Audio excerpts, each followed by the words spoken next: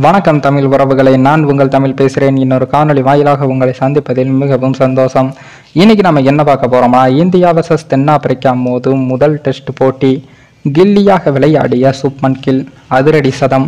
அதாவது தென்னாப்பிரிக்கா டெஸ்ட் தொடருக்கு தயாராகும் வகையில் இந்திய டெஸ்ட் அணி வீரர்களுக்கு இடையிலான பயிற்சி ஆட்டத்தில் இளம் வீரர் சுப்மன் கில் சதம் விளாசி அசத்தியுள்ளார். தென்னாப்பிரிக்காவுக்கு சுற்றுப்பயணம் மேற்கொண்டுள்ள இந்திய அணி அடுத்ததாக டெஸ்ட் தொடரில் பங்கேற்க உள்ளது. டிசம்பர் 26ஆம் தேதி தொடங்க உள்ள பாக்ஸிங் டே டெஸ்ட் போட்டியில் வெற்றி பெற இந்திய அணி தீவிரமாக உள்ளது. இதுவரை தென்னாப்பிரிக்கா மண்ணில் இந்திய அணி ஒரு முறை கூட டெஸ்ட் தொடரை வென்றதில்லை. ஆனால் இந்த முறை புதிய வரலாறு படைக்க வாய்ப்பு கிடைத்துள்ளது. தென்னாப்பிரிக்க அணியின் பவுலர்கள் காயமடைந்து உள்ள நிலையில் இந்திய அணியும் முழு பலத்துடன் களமிறங்க உள்ளது. இந்திய அணியின் நட்சத்திர வேகப்பந்து வீச்சாளரான முகமது சமி காயமடைந்து விலகினாலும் பும்ரா, சிராஜ், சர்துல் தாகூர் மற்றும் பிரசித் கிருஷ்ணா ஆகியோர் உள்ளனர். கடந்த முறை தென்னாப்பிரிக்கா மண்ணில் சர்துல் தாகூர் ஒரு இன்னிங்ஸில் 7 விக்கெட்டுகளை வீழ்த்தியிருந்தார். இதனால் 4வது வேகப்பந்து வீச்சாளராக சர்துல் தாகூர் களமிறங்க அதிக வாய்ப்பு உள்ளது.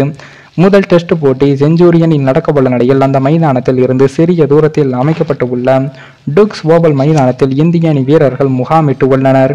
இந்த நிலையில் தான் இந்திய அணி வீரர்கள் இரு அணிகளாக பிரிக்கப்பட்டு பயிற்சியிலும் ஈடுபட்டு வருகிறார்கள். அந்த வகையில் 3வது நாள் பயிற்சி போட்டி இந்திய வீரர்களுக்கு இடையில் நடக்க உள்ளது. இதன் முதல் நாளில் ரோஹித் சர்மா, SSV ஜெய்ஸ்வால் கூட்டணி தொடக்க வீரர்களாக களமிறங்கினார்கள். இதில் ரோஹித் சர்மா சிறந்த பேட்டிங்கை விளையாட SSV ஜெய்ஸ்வால் அரை சதம் கடந்து அசத்தினார்.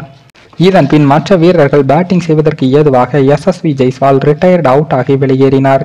பின்னர் களம் புகுந்த சுப்மன் கில் அவர்கள் சிறப்பாக விளையாடி சதம் விளாசினார். தொடர்ந்து வந்த விராட் கோலியும் சிறப்பாக பேட்டிங் செய்ய இந்திய அணியின் டாப் 4 வீரர்கள் ஃபார்மில் உள்ள தெரிய வந்து உள்ளது. உலகக்கோப்பைக்கு பின் சுப்மன் கில் மீண்டும் தனது ஃபார்மை மீண்டு உள்ளார். மைதானத்தில் ரசிகர்களோ மீடியாவோ அனுமதிக்கப்படவில்லை. அதே போல கதவுகளை அடைத்து ராகுல் டிராவிட் தலைமையிலான பயிற்சியாளர்கள் குழு இந்திய அணி வீரர்களுக்கு பயிற்சி கொடுத்து வருவது தெரிய வந்து உள்ளது. இதனால் டெஸ்ட் தொடர் மீதான எதிர்பார்ப்பும் எகிரியுள்ளது. அதே போல உலகக்கோப்பை தொடரில் அடைந்த தோல்விக்கு பின் விராட் கோலி, ரோஹித் சர்மா மீண்டும் களமிறங்கி பயிற்சியில் ஈடுபட்டு உள்ளதும் குறிப்பிடத்தக்கது.